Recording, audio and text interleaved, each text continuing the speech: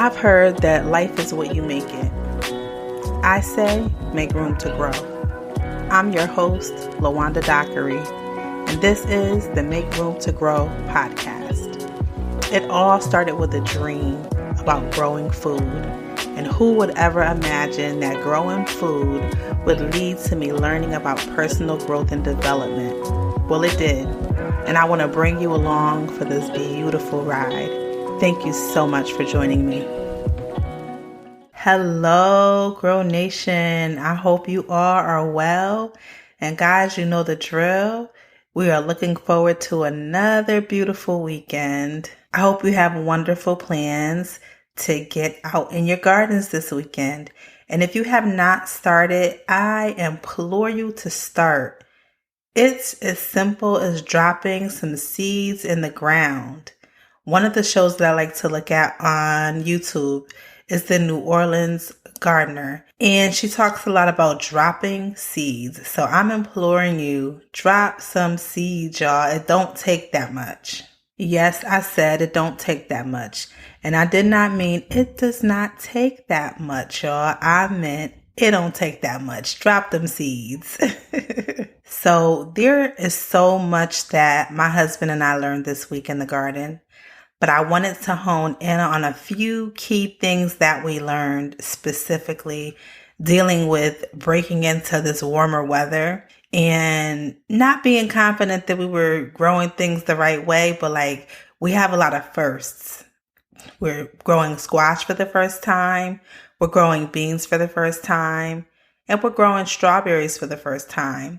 And what I noticed is that every day, first thing I come out in the morning, and really the back porch / garden is one of my happy places. Now, it's not the garden bed, the raised bed that's out in the yard, but I like to get up in the morning after we've had prayer with my church, come out, brew me a cup of coffee, sit on my back porch. Maybe I have my devotional, but I like to just sit, meditate, talk to the Lord, get quiet, get still before I have to go into work. And what I notice is that that's also the time where I do the chores, because my husband comes out later and he does other chores out in the garden. But I will do my watering, I'll do my inspections. If you're fertilizing, you want to do that early in the morning or later in the evening. Like you're watering as well, you want to do it early in the morning before the sun comes up, or later in the evening, like once it's cooled down, because you don't want to do that in the height of the heat of the day. And so when I'm noticing that I'm doing my rounds, I noticed on the first day that I came out, I saw squash. I saw that there were some blooms. And I've already been through this with you guys. Blooms indicate that there's going to be fruit. So I went crazy. I put up on an Instagram post. I was like, oh my gosh, I see blooms, y'all. But then I did a little more research, and the blooms that I was seeing were actually male flowers. So with the male flowers, those are what's used to pollinate the female flowers. Anyway, I saw blooms, so I was just happy I saw blooms. But mind you, this is a plant that did not look like it would produce any flowers or anything else. It was yellowing and not looking that great because we transplanted it into the bed like maybe a week or two ago. And so I was just elated to see these flowers on there. And so that was one day. And then another day I came out on my back porch where I have a bush bean inside of a fabric grow bag. And oh my goodness, I kept seeing these little tiny flowers on there. I told y'all in a previous episode, I did too much with this bush bean. So I had to end up pruning it. Remember talked about setbacks and doing too much. And what happened was where I cut it back, there were these flowers that were there that I thought were just dried up flowers.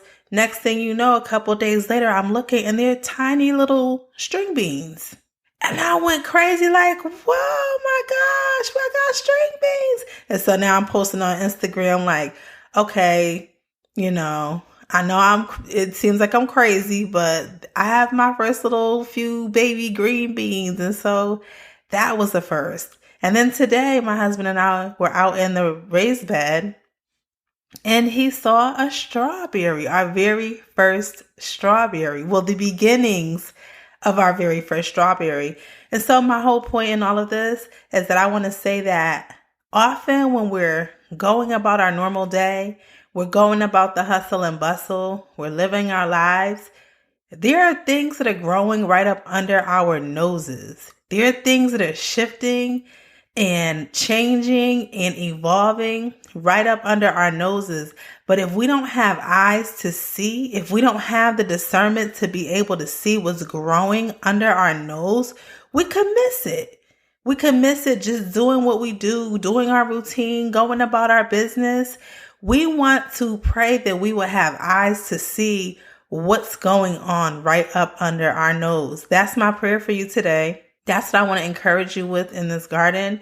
Even though you're growing, even though you're hopefully dropping some seeds, you're hopefully, taking the tips that I'm giving you or that you're able to glean and just getting started in your garden, just know that things are going to grow.